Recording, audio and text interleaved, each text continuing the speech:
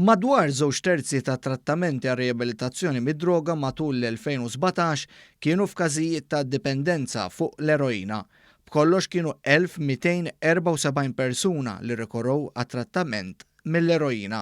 Sostna dan ir-riċerkatur Manuel Gelel f'konferenza nazzjonali mtella mill-Fondazzjoni Oasi li saret taħt il-patroċinju tal-President ta' Malta. Ħareġ li fl-istess sena madwar 340 persuna fittxew trattament mill-kokaina.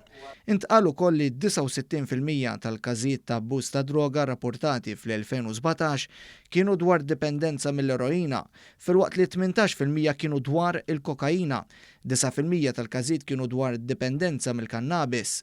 L-iktar prevalenza komuni ta' konsum ta' dawn id-drogi kien fir-reġjun tan-naħa t'isfel tal-port, biktar minn 34% tal-każijiet f'pajjiżna jkunu reġistrati f'dan ir-reġjun.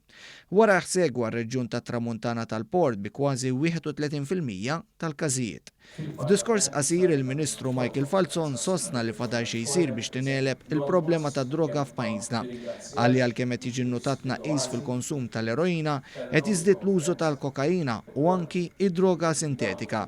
Studji riċenti jidhru li dak li huwa biex ngħidlek l-abbuż mill-eroina jidher li naqas. Miegħu żdied ħafna mhux b'sens allarmanti, ma żdied konsiderevolment l-użu tal-kannabis u l-użu tal-kokaina. U dal-aħħar ukoll daħlu l-famużi drogi sintetiċi illi huwa ftit aktar diffiċli biex wieħed jirregalhom għax il-composition tagħhom, il-mix tagħhom dejjem tinbidel u bħala gvern rajna wkoll kif nistgħu niffaċċjaw bl-aħjar mod dawn id-drogi sintetiċi.